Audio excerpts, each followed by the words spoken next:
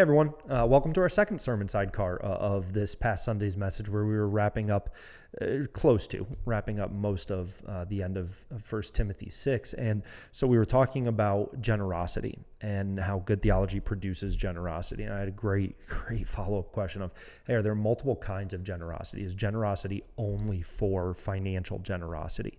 Fantastic question. And so in this sermon sidecar, we want to take less than 5 minutes and address that. It wasn't part of the original sermon, but it was a thought that the sermon raised. We want to make sure we're talking about it. And so in short, yes, there are multiple kinds of generosity, or depending on how you think of the question, no, financial generosity is not the only kind of generosity. Make no mistake, we are called to be financially generous. We are called to give sacrificially. We are called to give joyfully and generously of our first fruits, of our best. And so whatever that is for you in your context, that is how you are to give. For somebody who makes 10 million versus somebody who makes 10,000, it's going to be very different quantifiable amounts. But the quality of generosity and joyfulness and sacrificial nature is to be the same for all believers. So I don't want to pretend like financial generosity isn't a type of generosity, but it's not the only one. We should also be generous with our time. We can make the mistake of thinking like, well, hey, there's a work day coming up at the church. I really don't feel like sacrificing my Saturday morning. There are errands I want to get done. There's stuff I want to get done. There's relaxation I want to get done. So instead, I'll just put an extra, 20 or 50 or 100 in the plate this week, right?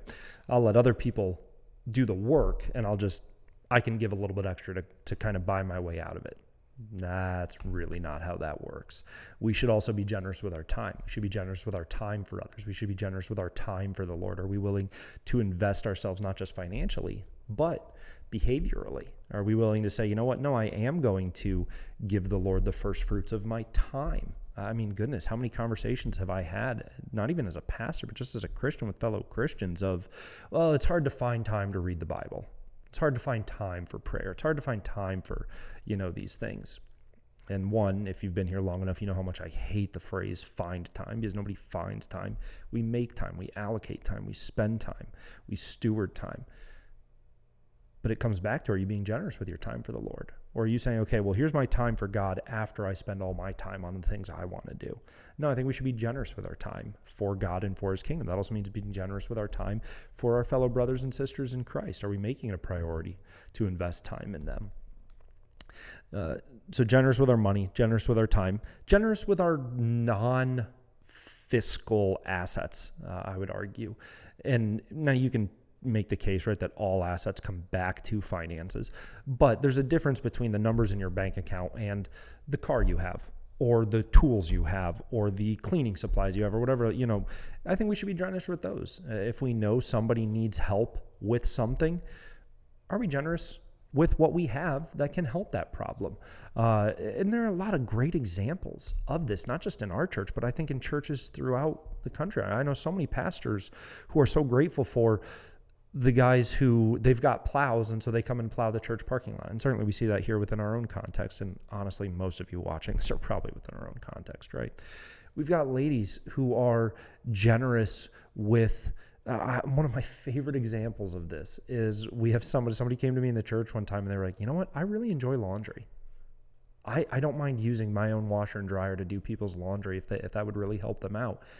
And so we've got a family in the church that is using their washing and drying machine to bless other families in the church.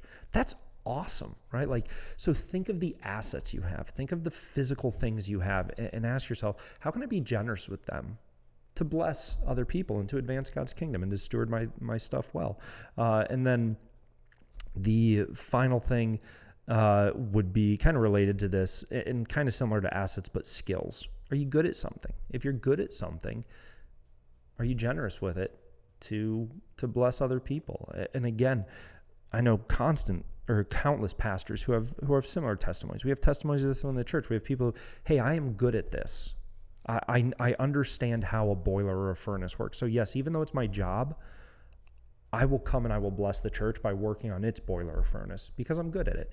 Hey, I'm good at art, and so I will use my art to bless the church. Hey, I'm good at carpentry, so I will use that to bless the church. Hey, I'm good at electrical work, so I will use that to bless the church. Hey, I'm good at cooking or baking, so I will use that to bless the church. And there's a generosity of the skills that we have. And so I do think that generosity goes beyond just financial too.